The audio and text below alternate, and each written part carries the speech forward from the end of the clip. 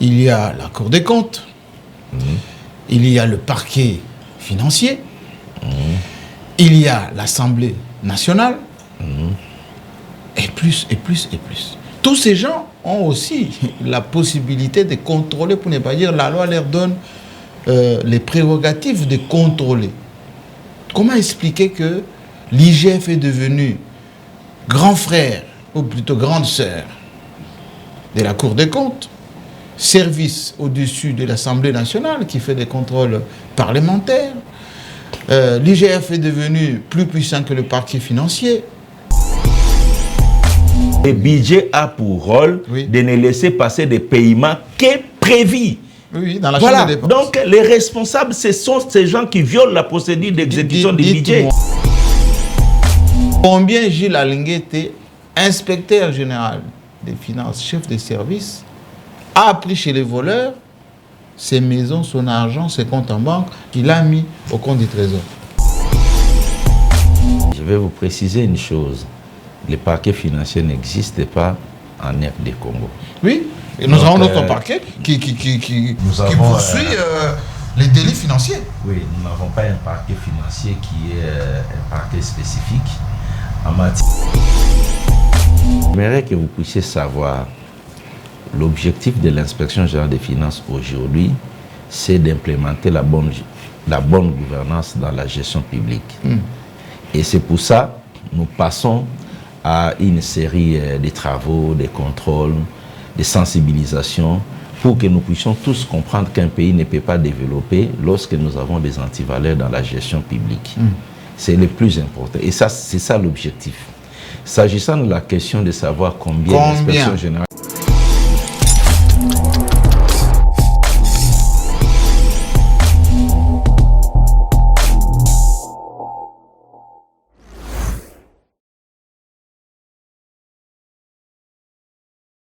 Bienvenue, merci depuis Perfect Télévision, nouvelle chaîne de télévision ici à Kinshasa.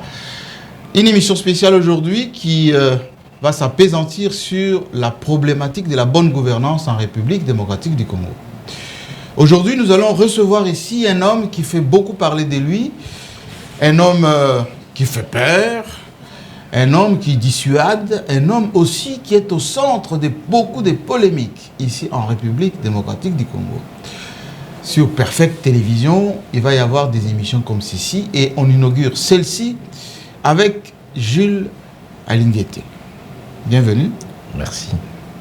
Alors, rien que votre nom, rien que votre service, l'inspection générale des finances, vous faites trembler à la fois les hommes forts d'hier et d'aujourd'hui, et vous faites trembler aussi ceux qui aspirent à devenir responsables. Est-ce que vous-même vous êtes irresponsable ou responsable de ce que vous faites? Nous sommes trop responsables de ce que nous faisons. Et je voudrais dire, nous faisons trembler, comme vous le dites, ça signifie que... vous le savez, lorsque vous êtes dans les pays modernes organisés, celui qui tremble quand il voit les gendarmes, la police ou un inspecteur d'État, c'est quelqu'un qui a un problème avec l'État. Donc nous faisons trembler ceux-là qui savent qu'ils ont des comptes sérieux à rendre à notre population.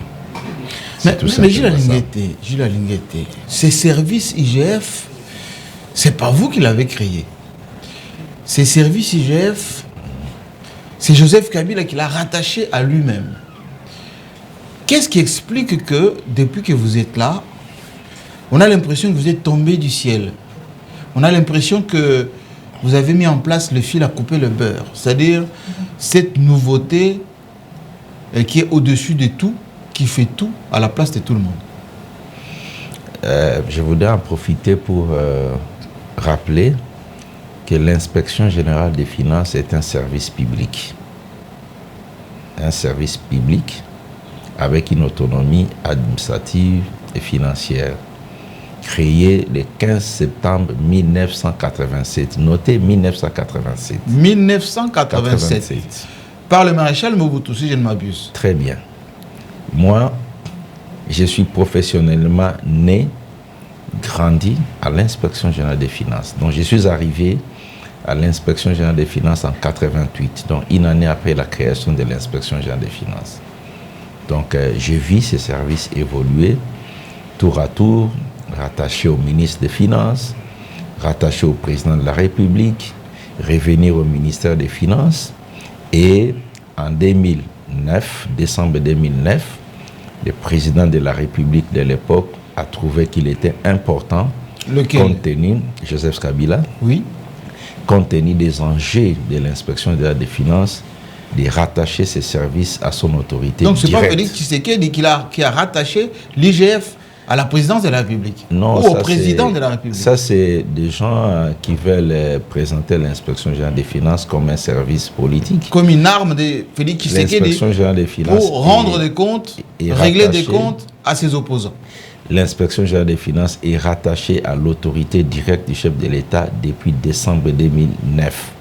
Notez bien 2009, donc aujourd'hui 12 ans que nous sommes rattachés à l'autorité directe du chef de l'État. Et de mon analyse, les enjeux de l'inspection générale des finances dépendent au fait de l'appui politique ou de l'attention que l'autorité politique accorde à ces services. Et moi, je crois qu'on ne peut pas parler de la bonne gouvernance si on ne met pas les contrôles comme pilier essentiel de la bonne gouvernance. Donc, ce qui a manqué à l'inspection générale des finances pour se faire parler d'elle depuis longtemps, c'est fait cette liberté de faire le travail en toute indépendance et d'atteindre tous les points possibles qu'il fallait atteindre.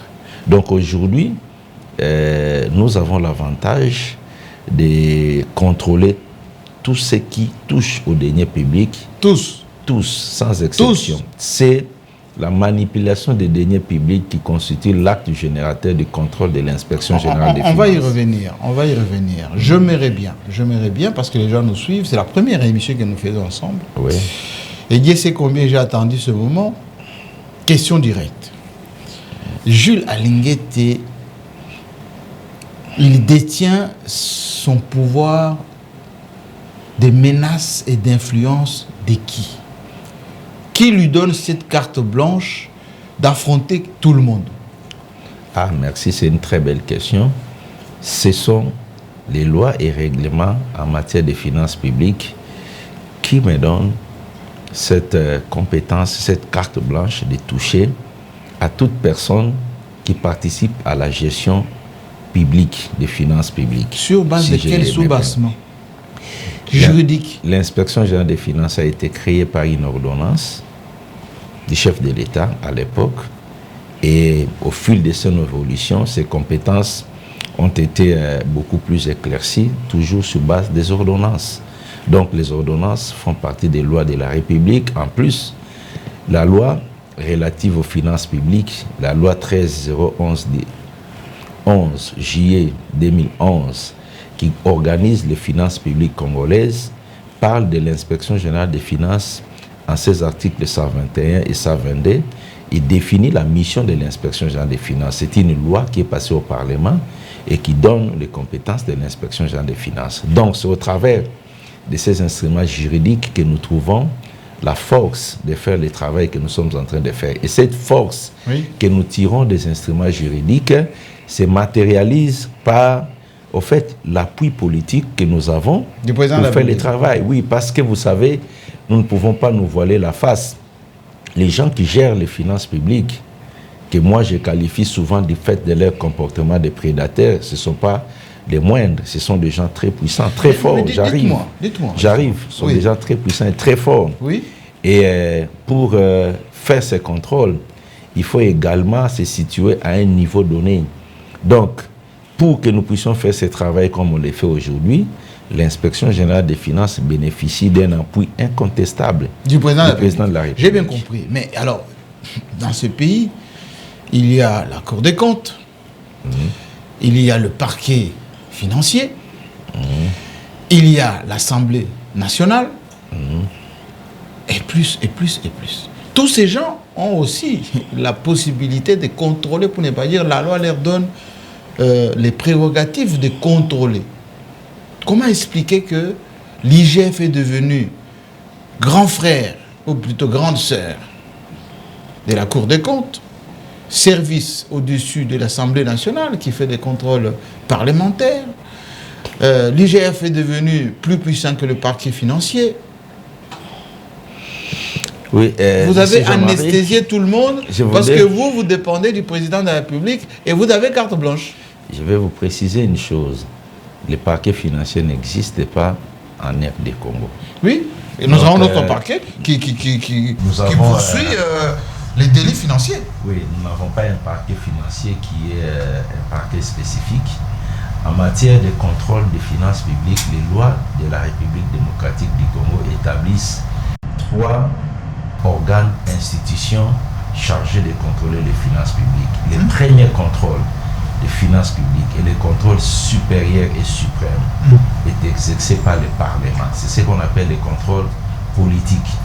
C'est le Parlement qui est l'organe suprême des contrôles des finances publiques. Vous êtes au-dessus du Parlement maintenant. J'arrive, je vais vous expliquer. Donc le premier contrôle, il est le contrôle parlementaire de par les lois de la République démocratique du Congo.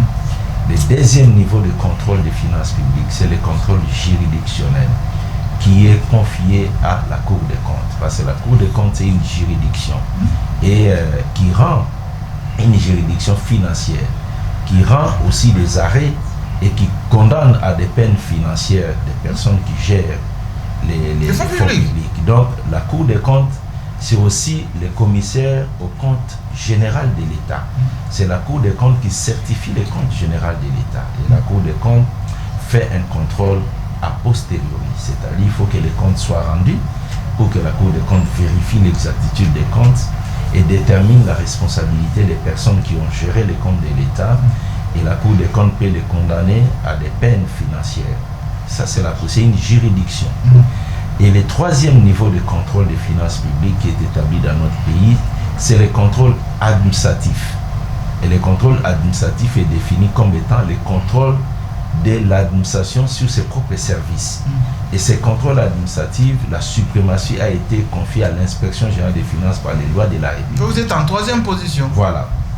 Vous êtes devenu en premier mandat par quelle magie? Je vous explique. Donc, le contrôle administratif, qui est le contrôle de l'administration sur ses propres services, la suprématie de ces contrôles est confiée à l'inspection générale des finances, qui fait au fait un contrôle a posteriori, un contrôle concomitant et un contrôle a priori.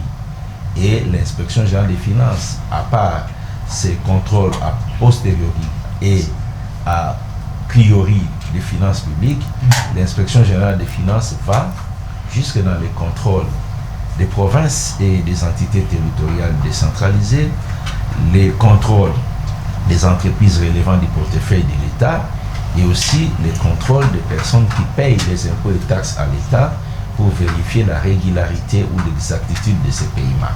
Voilà, donc nous avons 3 niveaux de contrôle à notre pays. Tout ça, on a compris. Tout ça, moi, j'ai compris. Qu'est-ce qui se passe? Ceux qui nous suivent ont compris. Voilà, qu'est-ce qui se passe? Évitez de nous faire de la pédagogie, parce que nous comprenons. Mais je vais vous restituer une chose. Oui. Comment se fait-il que vous qui êtes 3e, vous devenez premier? Voilà. On doit se dire des vérités. Oui. Vous savez, Jean-Marie, les défauts aujourd'hui de notre pays, c'est de voir à la longueur de la journée des gens qui se programment des spécialistes, même dans des matières où ils ont des notions presque embryonnaires. Vous allez voir des gens qui se programment professeurs de droit alors qu'il a du mal à comprendre ses droits. Il y a des gens qui se programment spécialistes en finances publiques alors qu'il est d'une formation continue agronome, ainsi de suite. Il y a beaucoup de confusion dans notre pays. Ne jetez pas les cailloux aux gens. Non, pas du tout. Et il y a des gens qui passent tout leur temps à des chaînes de télévision, maîtres, spécialistes en tel, alors que les maîtres doivent démontrer ses prouesses devant les cours et tribunaux, pas devant les télévisions. Donc, moi, je pense qu'il y a une confusion qui est en train d'être créée. Parce que la coexistence de l'inspection générale des finances et de la Cour des comptes est tout d'abord légale, parce que les lois de la République consacrent ça. D'aider, ce n'est pas une innovation de la RD Congo. La France a la Cour des comptes et l'inspection générale des finances. un pays que vous maîtrisez bien. Oui, moi j'ai dit la suprématie. Ne m'expliquez pas l'existence. C'est la suprématie de l'IGF. Découle de quoi? Je vais arriver. Il y a la Cour des comptes, il y a l'Assemblée nationale, vous l'avez dit. Mais vous supplantez tout le monde par quelle magie? Je vais arriver. Je voulais préciser que la coexistence de ces deux services ou de ces deux institutions n'est pas une innovation du Congo. La France et la Belgique et tous les pays modernes, il existe la Cour des comptes, il existe l'inspection générale des finances, chacun dans ses attributions. Alors, vous parlez de la suprématie. Moi, je ne vois pas la suprématie. Vous voyez quoi alors? Je ne vois pas la suprématie. Vous faites peur même aux députés? Ce que je vois, l'inspection générale des finances est en train d'exercer pleinement ses attributions et ses compétences. Contrairement aux autres. S'agissant du Parlement, le Parlement a la compétence de faire le contrôle des finances publiques. Mais si le Parlement ne le fait pas, moi, vous n'allez pas me poser la question. Mais moi, c'est-à-dire que vous faites mieux que les autres alors? Non, je n'ai pas dit ça. Moi, je sais que le Parlement a cette compétence. Le Parlement interpelle les mandataires, les ministres et tout et tout. Mais les effets ne se sentent pas comme chez vous. Hein? En ce qui concerne la Cour des comptes, la Cour des comptes existe.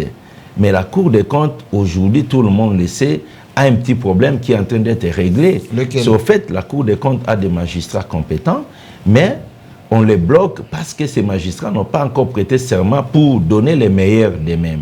C'est ce qui est en train d'être réglé et nous avions été les premiers à dire que nous souhaitons l'opérationnalité totale de la Cour des comptes parce que le terrain de contrôle des finances publiques, il est vaste. Personne ne peut prétendre de couvrir l'ensemble des faits qui se passent dans nos finances publiques. Et puis, le fait que la Cour des comptes existe et travaille ne gêne en rien le travail de l'inspection générale des finances. Gilles Alinguete, voilà. S'il vous plaît. Merci. Commençons maintenant les affaires.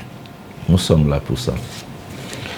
Vous nous avez expliqué, avec l'innovation Fachi, l'IGF va nous apporter la bonne gouvernance, va restaurer l'autorité de l'État en matière des finances publiques. L'IGF va enrichir l'État congolais. Globalement, de tout ce que vous avez eu comme affaires, moi je peux vous en citer des affaires.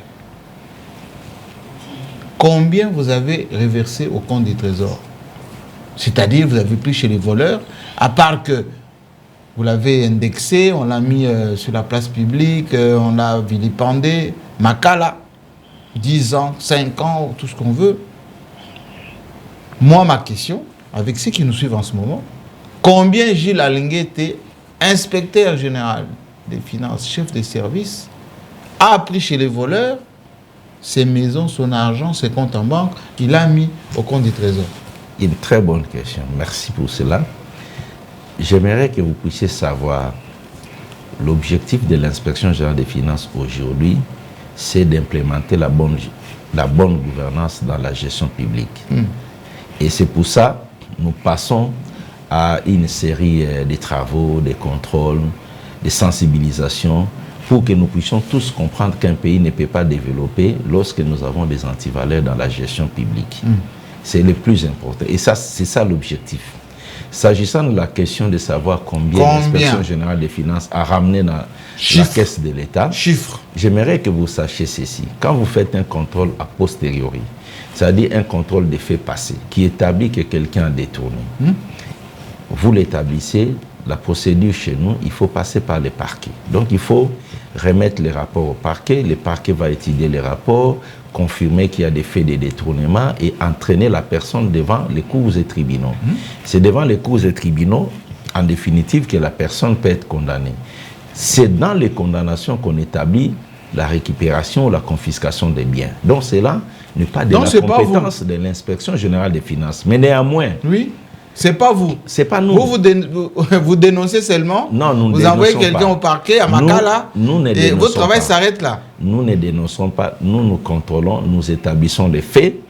Comme nous sommes auxiliaires du parquet, nous amenons la personne au parquet. Le parquet approfondit les enquêtes, établit sa responsabilité et l'amène devant la cour.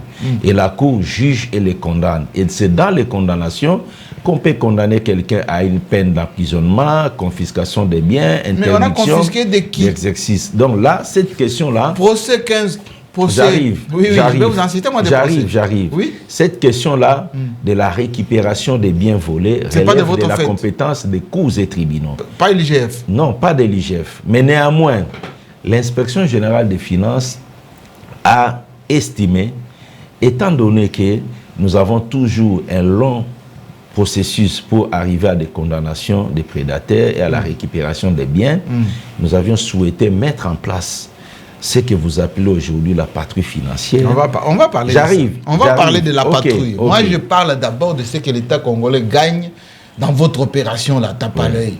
Votre opération qui fait peur à tout le monde.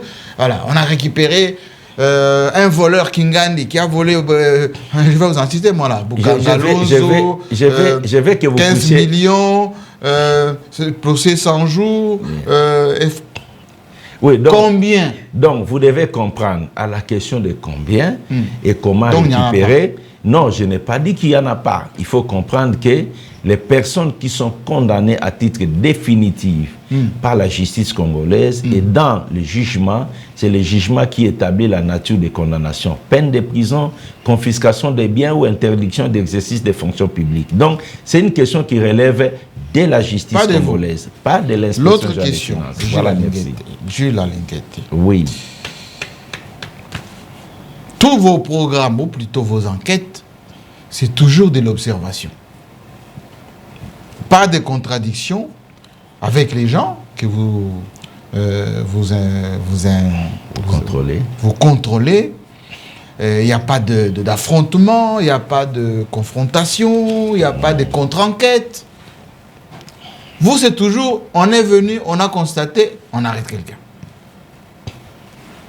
Deuxièmement, est-ce que vous ne pensez pas que vous êtes d'abord un OPJ qui a le devoir du secret d'instruction? Le fait de faire autant de publicité, parfois même de vilipender les pauvres innocents, est-ce que ça ne dénature pas le caractère confidentiel des enquêtes qui peuvent s'avérer vraies ou fausses? Voilà. Merci beaucoup.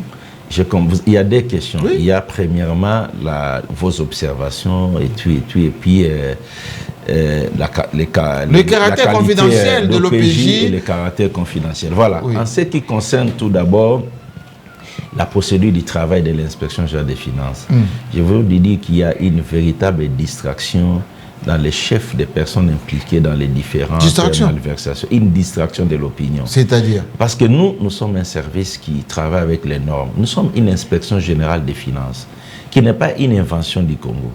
Et nous travaillons avec les standards internationaux. Excusez-moi de vous le dire. Donc la procédure de contrôle de l'inspection, je peux brièvement vous la décrire. Nous commençons par nous présenter avec un ordre de mission pour dire que nous allons contrôler telle matière chez vous. On vous demande de mettre à notre disposition vos comptes, votre comptabilité, tout ce dont on a besoin. Dès lors que nous recevons les éléments, nous les analysons et nous faisons des recoupements avec d'autres services pour que nous puissions bien faire nos analyses. Lorsqu'on termine, on retient des faits. Les faits que nous retenons, nous commençons par les porter.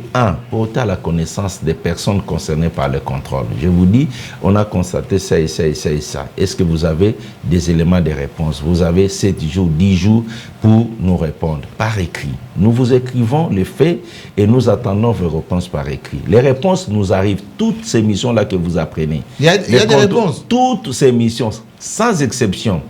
Après vos observations? Oui. Toutes ces missions, sans exception, ces gens répondent. Après avoir répondu, on ne s'arrête pas là. Nous convoquons un débat contradictoire. Parce qu'on peut s'écrire, mais il y a des choses qui peuvent nous échapper. Une meilleure lecture. On convoque un débat contradictoire. Vous venez, nous venons, nous discutons, nous disons, voilà, on vous reproche ça.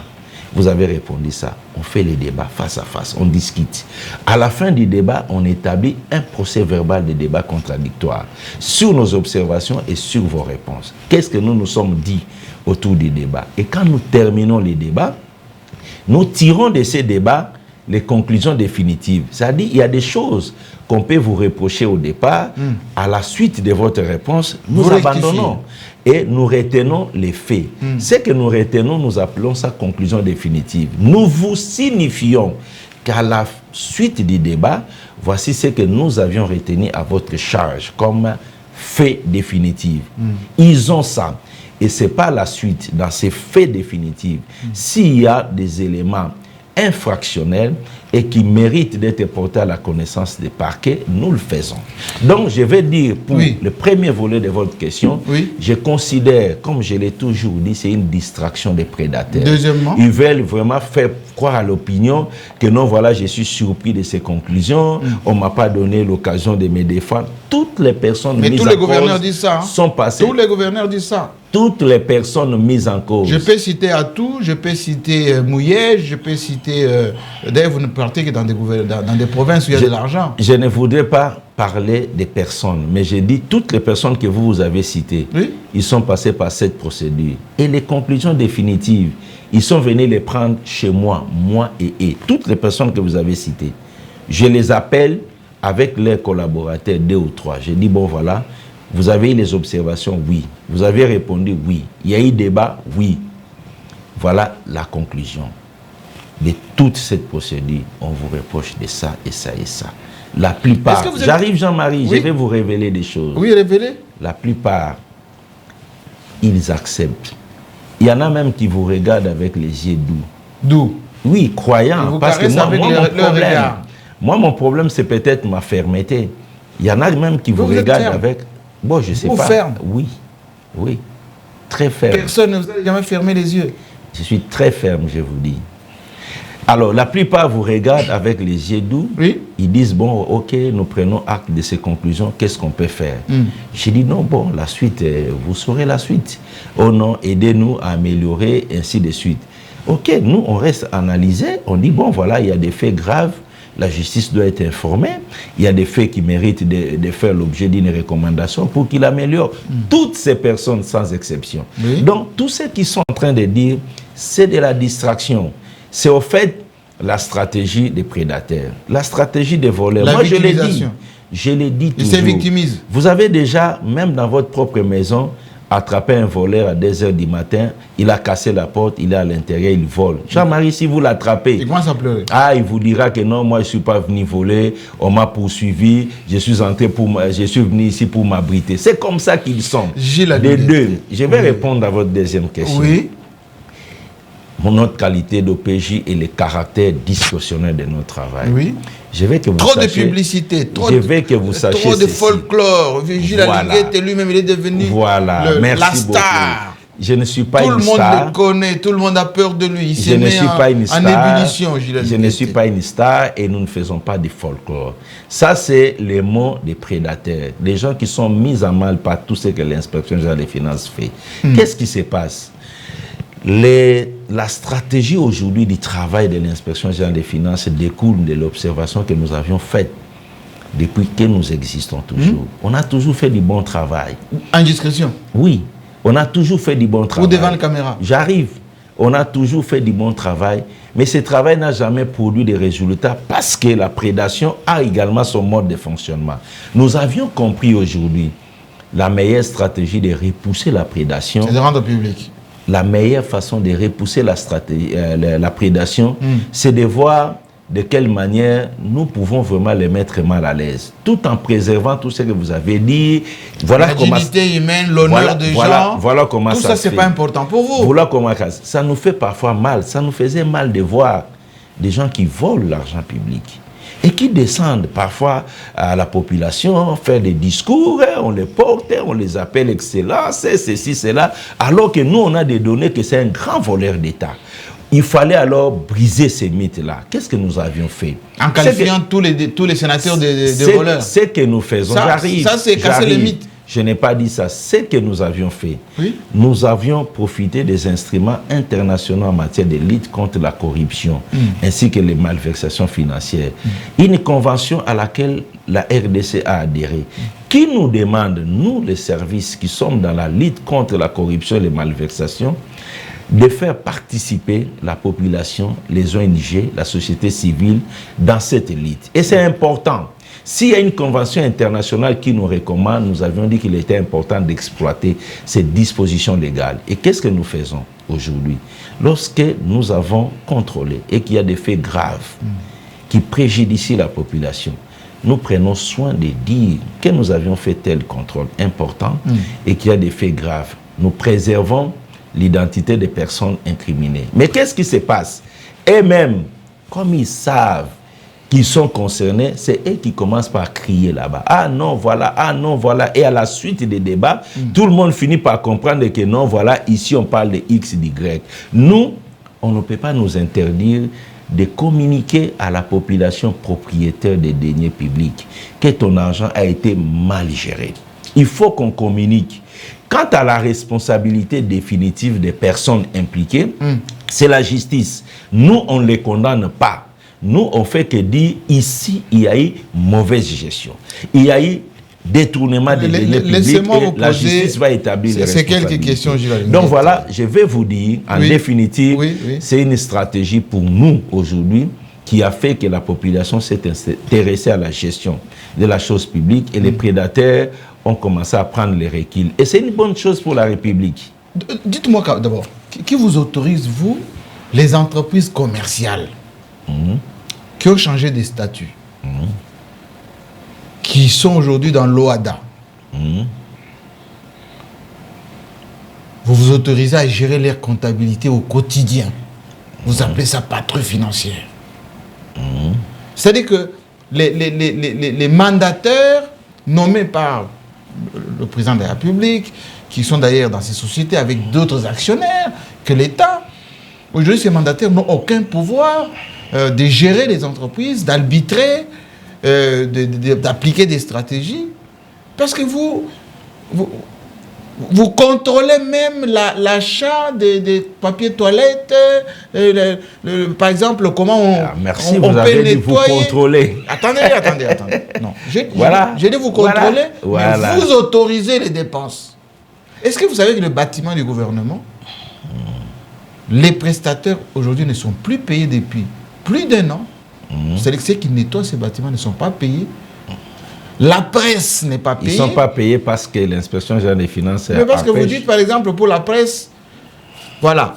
Non, les prestataires de bâtiments du gouvernement... FPI, ce n'est plus important que vous fassiez de la publicité. Jean-Marie, les prestataires du bâtiment du gouvernement ne sont pas payés à cause de l'inspection. Mais vous arbitrez partout. Non, nous ne sommes pas là. Au bâtiment du gouvernement? Nous ne sommes pas là. Mais vous êtes au FPI? Oui, nous sommes là. Mais vous êtes laissez-moi répondre. Vous êtes nous sommes là. Transco. Laissez-moi répondre à cette préoccupation. Oui. L'inspection générale des finances... Vous perturbez tout le monde. Voilà, nous perturbons les prédateurs. Et ceux-là qui ont l'esprit de la prédation. Ils sont perturbés et ils resteront perturbés pour toujours. Parce qu'il n'est plus question aujourd'hui que toute la population fasse les frais d'une minorité de personnes. Pourquoi on nomme les gens? C'est pour qu'ils gèrent les entreprises. Je vais vous expliquer. Oui. Je voulais seulement vous dire, ils seront perturbés davantage tant qu'ils auront l'esprit de la prédation pour troubler l'avenir de toute une population, de tout un peuple. C'est eux qui seront perturbés. Je voudrais dire, nous ne gérons pas. Vous ne pouvez pas me donner la capacité de gérer toutes les entreprises de la République. Comment je peux les faire? Mais vous êtes pas... Je n'ai pas les moyens de les faire. Vous voilà êtes ce qui se passe. Vous êtes CNS, vous êtes même dans les provinces. Voilà ce qui se passe. Au quotidien. Voilà ce qui se passe. Je vais vous expliquer. Ayant constaté les dégâts énormes dans la gestion des finances publiques de la République, avec les contrôles a posteriori. Vous savez, les contrôles a posteriori, c'est les contrôles où vous venez voir quelqu'un qui a géré... Vous constatez les dégâts, oui. Non, quelqu'un qui a géré en 2018, en 2020, peut-être il est mort, peut-être il est au Canada, peut-être qu'il est parti. Ah, il est au Canada. On voilà. connaît qui a fait au Canada, on connaît. Donc, vous venez constater, aujourd'hui en 2021, la gestion de 2018, les personnes sont parties, les mal faits. Oui. Ça nous entraîne dans des procès, ainsi de suite. Nous avions dit... Nous activons le deuxième levier de contrôle reconnu à l'inspection. Je vous rappelle que l'inspection générale des finances, je vous l'ai dit au départ, a les contrôles a posteriori, les contrôles concomitants et les contrôles a priori. C'est 3 degrés de contrôle. Et ces 3 degrés de contrôle, c'est en fonction des niveaux des antivaleurs que vous constatez. S'il y a moins d'antivaleurs, les gens restent dans les contrôles a posteriori. Donc, vous pouvez perdre votre temps, venir contrôler les faits qui se sont passés il y a 3 ans. Vous savez que les gens ont vraiment la culture, le respect de la chose publique. Mais quand les antivaleurs atteignent des niveaux trop élevés, comme c'est le cas dans notre pays, où les malversations et la corruption n'étaient pas loin de ce qu'on a constaté en Afghanistan, je l'ai dit, il faut des méthodes de choc. La méthode de choc que nous avions adoptée, c'est le contrôle concomitant. C'est annuler la publicité pour les entreprises? J'arrive. C'est le contrôle concomitant. Le contrôle concomitant, il est de notre compétence, et quand vous prenez les règlements généraux sur la comptabilité publique, les gens qui nous suivent, les financiers, ceux qui maîtrisent les finances publiques, ils prennent les règlements généraux sur la comptabilité, ils lisent les compétences de l'inspection, il y a le contrôle concomitant. C'est-à-dire quoi? C'est un contrôle qui s'est fait au même moment que vous êtes en train de gérer. C'est ce qui gêne aujourd'hui. C'est-à-dire les actes que vous posez les mêmes jours sont soumis à un contrôle. Et ça sauve l'État. C'est avec ça que nous avions récupéré des fonds qui tentaient de quitter le trésor public d'une manière injustifiée. Dans le ministère de l'EPST. Et même ça s'est avéré par après, vous avez eu tort. Il n'y a pas que ça. Il n'y a pas que ça. Nous interceptons aujourd'hui beaucoup de fonds.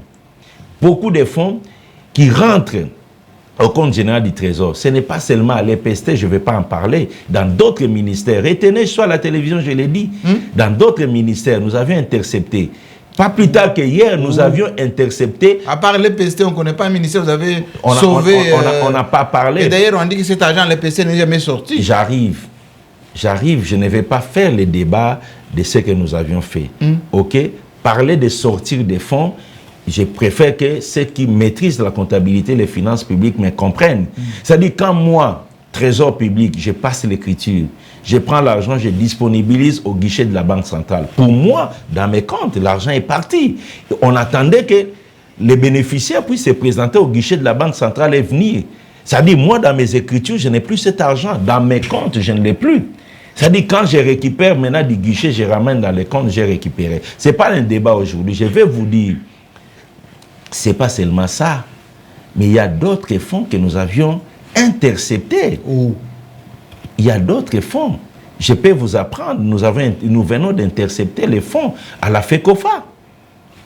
Ah oui, parce que nous sommes à la télévision. Vous avez perdu le procès avec les Kaboulo et les autres là. J'arrive. Vous nous avez dit, on nous a volé l'argent de diffusion des bandes de marques. J'arrive, Jean-Marie. Et jusqu'à aujourd'hui, nous venons d'intercepter à cause de vous. Donc, nous interceptons des fonds. OK, c'est grâce à la patrouille financière. Nous n'avions pas perdu aucun procès avec les Kaboulo. OK? Il faut que vous sachiez que dans les droits de retransmission, je continue à le dire, c'était une mafia bien organisée. La preuve, ces dossiers, c'est une mafia bien organisée. C'est ça, au fait, moi. C'est une mafia bien organisée, Jean-Marie. La preuve, le dossier a été transmis au parquet général près la cour d'appel de Kinshasa-Gombe. Les personnes impliquées, depuis le 28 mars qu'ils sont sortis, ils ont pris le chemin. Ils ne sont jamais rentrés. Ils me suivent, qu'ils rentrent, qu'on commence l'affaire. Ceux qui sont ici, non, j'arrive, ce ne sont pas des menaces. Je sais de quoi je parle. Ça, c'est des menaces. Leurs complices qui sont ici, ils savent qu'on ne peut les atteindre que quand l'acteur principal va les dénoncer. C'est pour cela qu'ils font des bruits ici. Je demande à celui qui percevait les droits de retransmission, qui depuis le 28 mars a pris la tangente, qu'il rentre, c'est son pays. Il répondra devant la justice congolaise. Nous avons des données, nous ne parlons pas en l'air, je suis à la télévision. Nous ne parlons pas en l'air. Et ces complices qui parlaient à gauche, à droite, à ce moment, ils parlent parce qu'ils savent que l'acteur principal n'est pas là et qu'ils sont derrière. Le jour où il sera là, ils ne parleront pas. J'arrive, je vais vous dire, nous interceptons les fonds avec les contrôles concomitants qui empêchent aux gens de détourner. Il faudra que les gens qui gèrent s'habituent. Les choses doivent changer. Ce que nous faisons, Jean-Marie, ce n'est pas pour l'inspection générale des finances. Ce n'est pas pour Gilles Alinguete. C'est pour votre bédétariat. C'est pour que Fachi vous utilise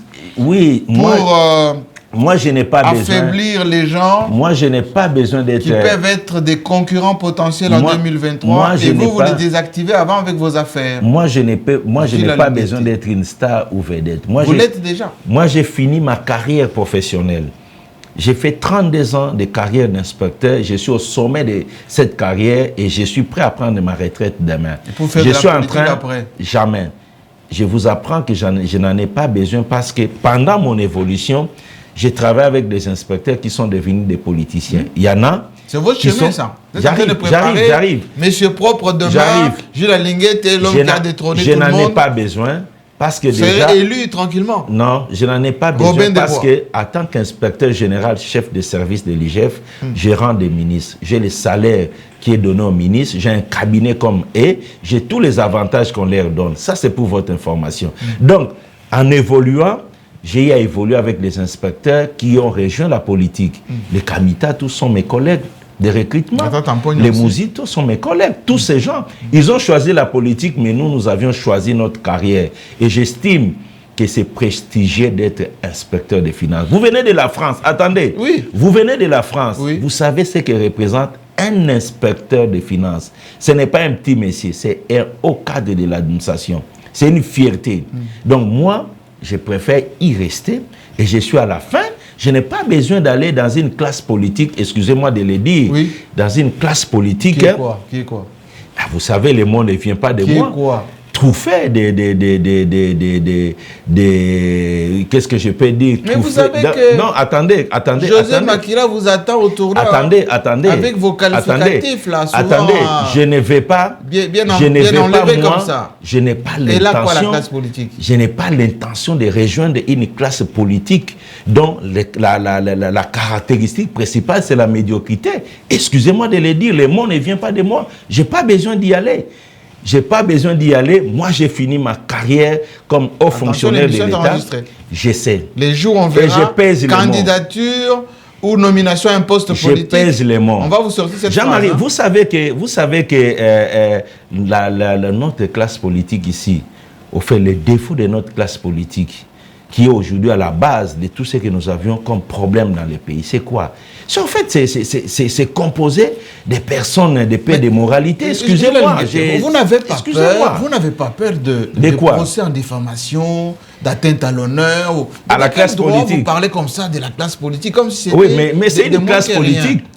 Quand vous parlez des fonctionnaires, vous hésitez. Quand ils parlent des fonctionnaires, qu'est-ce qu'ils disent? Comment ils traitent les fonctionnaires? Et nous, les fonctionnaires, nous nous élevons contre eux. Qu'est-ce qui nous empêche aussi de qualifier cette classe politique quand les faits sont là? Jules Alinguet. Donc moi, je l'ai dit. Donc c'est une classe politique qui est comme nous le disons. Jules Alinguet. Oui.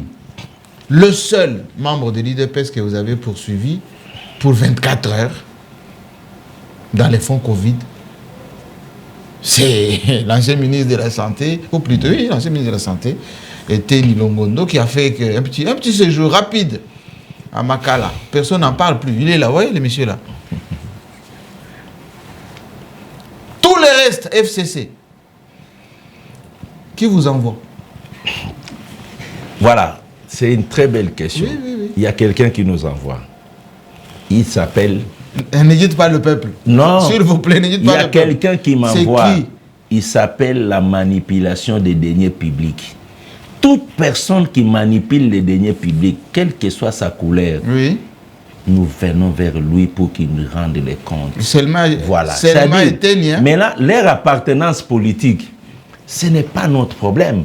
Moi, mon tableau, c'est X montant est allé à tel endroit, telle personne a géré. Et vous pensez que tous les gens là, autres que FCC, ils ne font rien?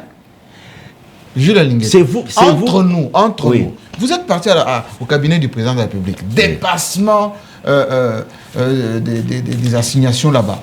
Vous êtes parti à la banque. Attendez. Je vais venir. Je vais venir. C'est moi qui pose des questions. Je vais venir parce que ça risque de passer. Non. Je vais vous dire, Jean-Marie, excusez-moi. Aujourd'hui, nous sommes en train de faire un travail de traque, de récupération de certains des fonds. OK? Nous les récupérons auprès de qui?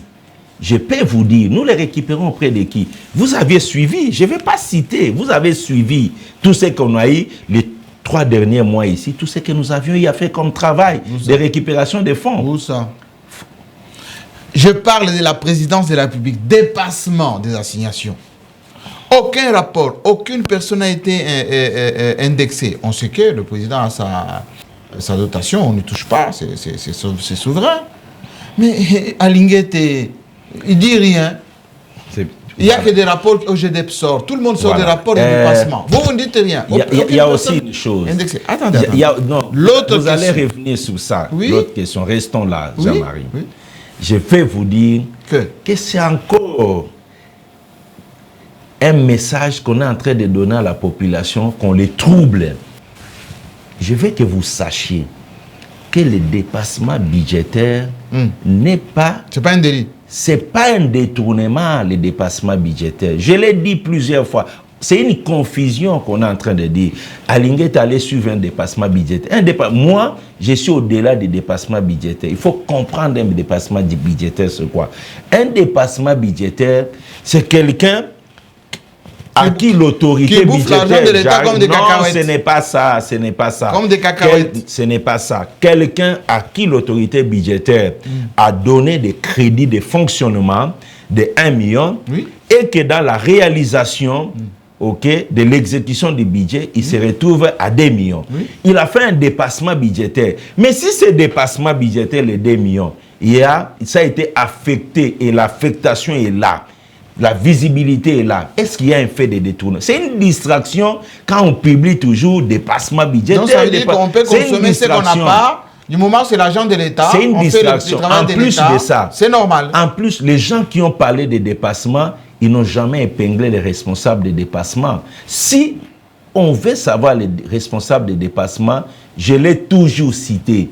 Les responsables des dépassements budgétaires sur qui vous devez crier, ça s'appelle ministre des Finances. OK? Parce que le dépassement budgétaire provient généralement du fait que les gens n'ont pas respecté la procédure budgétaire.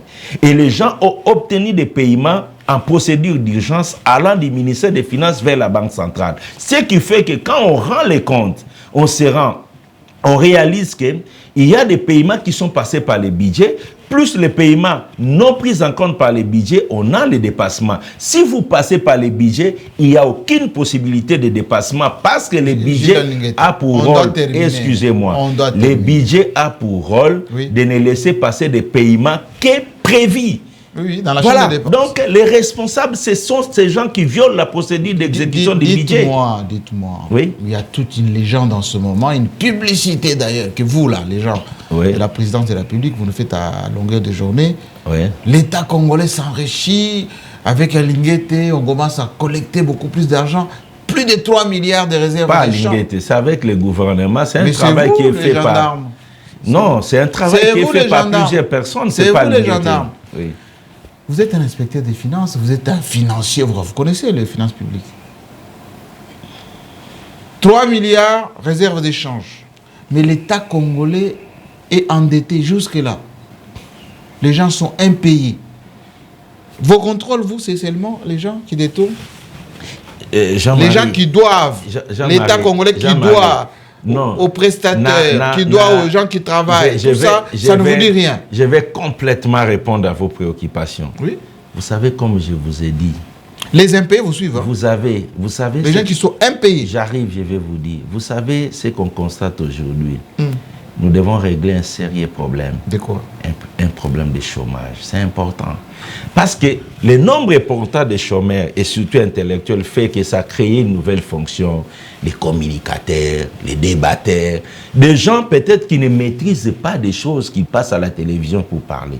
Vous allez trouver un politicologue venir parler des finances publiques. Je vous l'ai dit, c'est regrettable aujourd'hui. On doit leur trouver du travail. Revenez aux 3 milliards et l'État qui ne paye pas. On doit leur trouver du travail pour qu'ils cessent de distraire la population. Qui distrait?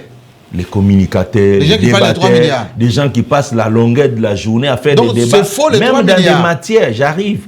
Les gens qui passent la longueur de journée à faire des débats, même dans des matières où ils ont des connaissances lacunaires. Nombreux à la télévision. Et moi, quand je regarde, je dis, ouh, ça c'est de la pourriture. Je vais vous répondre. L'État est pauvre ou riche? Avec je vais vous répondre. Retenez il n'y a pas d'arriéré de salaire. Pardon? Le gouvernement n'a pas d'arriéré de salaire. Jean-Marie, pour votre information. Vous connaissez Transco? Transco n'est pas Transco, c'est une entreprise publique, mais il n'est pas payé par les trésors publics. Il est payé par les trésors de Transco.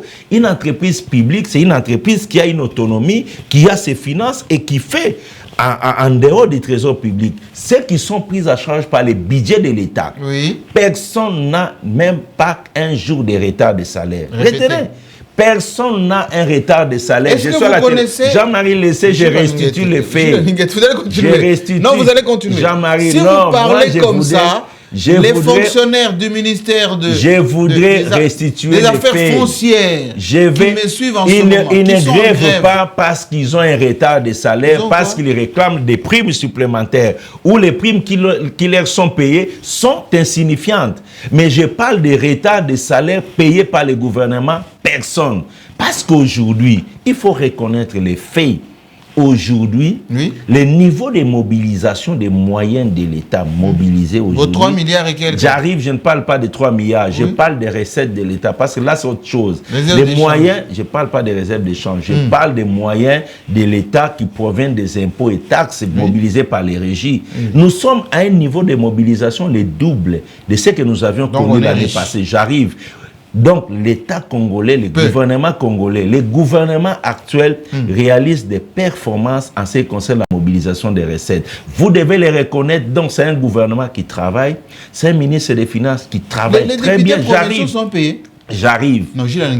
Les députés provinciaux. Il faut savoir que les députés provinciaux, en principe, ils doivent être payés dans le budget de la province. J'arrive. Vous l'État congolais? Oui, l'État a ses démembrements.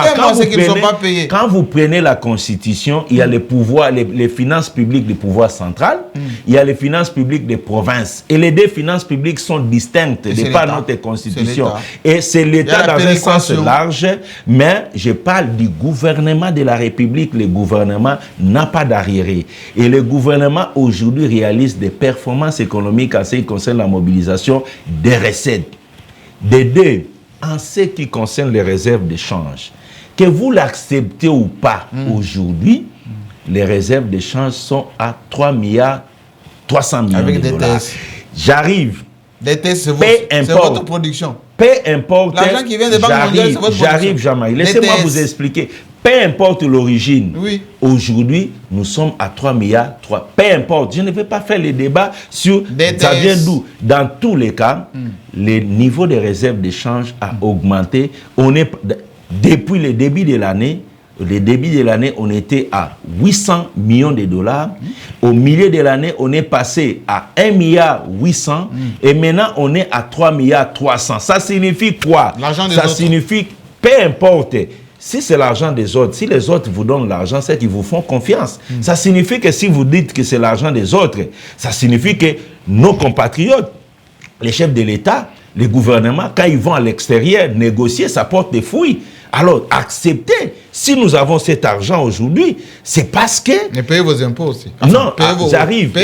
Je vais vous dire... Payez vos dettes. Je vais vous dire, c'est un résultat du gouvernement. N'accumulez pas l'argent et vous devez d'argent aux autres. C'est un résultat à mettre au compte du gouvernement. C'est-à-dire, aujourd'hui, les voyages du chef de l'État ont payé. C'est-à-dire, nous sommes... Oui, parce que vous dites que c'est l'argent des autres. Les autres, là, qui va chercher. Vous avez mis dans la balance? J'arrive. C'est-à-dire... Ceux qui ont dépensé pour les voyages et ceux qui entrent... C'est nous qui avions les chiffres. Pas... Les chemins qui passent à la télévision raconter n'importe quoi. C'est nous qui avions les chiffres et qui peuvent vous communiquer ce que coûte le voyage du chef de l'État.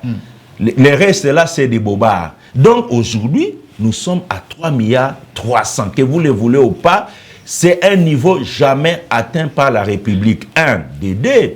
En termes de mobilisation des recettes, pour votre information, Jean-Marie, il faut applaudir. Nous sommes hier à 700 millions de dollars pour les mois, rien que les mois de septembre mobilisés. Il faut applaudir ça, Maloukonde. Avec les gens de DGI. Applaudir ça, Maloukonde. Avec les gens de DGI qui sont... Il faut applaudir ça, Maloukonde. Il faut applaudir les gens de DGDA qui n'ont pas de fournitures. L'ANER qui n'a pas les moyens de fonctionnement. Les ministres qui n'ont pas les frais de fonctionnement. Tout ceci, nous sommes à 700 millions de dollars rien que pour les mois de septembre. La DGDA a des fournitures et des primes et des salaires payés à temps réel. Les membres du gouvernement, ils ont leurs frais d'émission. Aucun membre du gouvernement va vous dire le contraire. Ils sont payés à temps réel, ils ont les frais de fonctionnement. L'économie congolaise, ne paye pas les prestataires. L'économie congolaise commence à se relever de sa maladie. la maladie qui a été consacrée par les prédateurs. Les prédateurs aujourd'hui se retirent de notre économie et l'économie commence à se réveiller. Et nous devons poursuivre ce travail, Jean-Marie. Nous allons le faire sans relâche. On a terminé. Voilà. Question de principe. Voilà. Jusqu'où vous êtes prêt à aller dans cette gymnastique qui met tout le monde mal à l'aise? Vous, Jules Alinguete. Dans cette gymnastique, oui. Quand les prédateurs vont comprendre qu'ils doivent abandonner, quand les prédateurs comprendront qu'ils doivent abandonner leurs actes de prédation, tant qu'ils est-ce que vous-même qui vous contrôle, vous là, tant qu'ils vont brutaliser le peuple congolais par leurs actes de vol, nous et le peuple, nous allons les brutaliser. Les peuples gagnent toujours. Nous allons les brutaliser. Et c'est eux qui doivent reculer. Ils doivent libérer les peuples congolais qui ont tant souffert de leurs actes. Y compris les gens de l'Union sacrée? Tous. Tous. Excusez-moi de vous le dire. Tous. Ils doivent libérer les peuples de leurs actes de prédation. Sinon, ceux qui sont à la rééducation les ont tout simplement précédés. Ils suivront. Qui vous contrôle? Qui vous contrôle? Je demande. Vous êtes irréprochable? Non. On dit d'ailleurs que vos inspecteurs que vous mettez partout, ils touchent des primes. Ces inspecteurs ont un train de vie qui n'a rien à voir avec ce que les autres inspecteurs ont. C'est le management. C'est le management. Voilà la différence. Vous avez peint vos bureaux. Vous avez l'impression que la République, c'est vous. C'est le management. Ok? Si vous voulez réussir dans le management administratif, il faut savoir mettre l'homme au centre de votre action. Moi, j'ai compris que les inspecteurs doivent être à l'abri. Mais les moyens qu'on vous donne, pourquoi on ne donne pas la Cour des comptes? Pourquoi on ne donne pas au parquet? J'arrive. Les moyens qu'on me donne, oui. Pas qu'on me donne, mais qu'on donnait à l'inspection des puits, c'est les mêmes moyens qu'on donne aux autres. Ce sont des frais de fonctionnement. Mais nous avions compris aujourd'hui que pour réussir, il faut mettre l'homme au centre de vos actions. C'est ce que vous faites. Voilà pourquoi nos inspecteurs constituent une priorité pour qu'ils puissent donner les meilleurs d'eux-mêmes à la République. Les gens qui veulent venir nous contrôler, qui viennent. Moi, je ne suis pas un gestionnaire. Moi, je suis un contrôleur. Et moi-même, je suis chargé de veiller à la bonne exécution des lois et règlements en matière de finances. Chez moi, à la maison, c'est tout d'abord l'exemple. C'est la dernière question. Vous avez toujours la confiance de Fachi? J'ai une confiance totale. De lui, là, le monsieur. J'ai une confiance totale du chef de l'État. Il vous dit quoi souvent? C'est mon chef direct. Quand je fais le travail, je discute avec lui du travail. Il vous dit quoi? Il est fier de vous?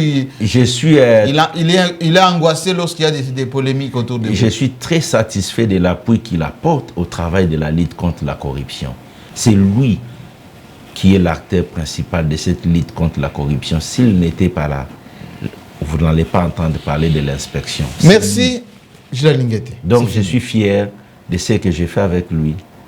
Merci. Merci. Est-ce que vous pouvez dire aux prédateurs de se reculer? Arrêtez de vous répéter. Merci. Oui. Il faut qu'ils se reculent. L'émission est terminée, Jules Alinguete. Merci beaucoup. Prochain épisode dans vos locaux. Merci. Et on verra effectivement si vous tenez encore sur vos deux jambes. Merci beaucoup. Merci à vous. Merci. Et on se retrouve très prochainement avec le même plaisir. Bravo à Perfect Télévision.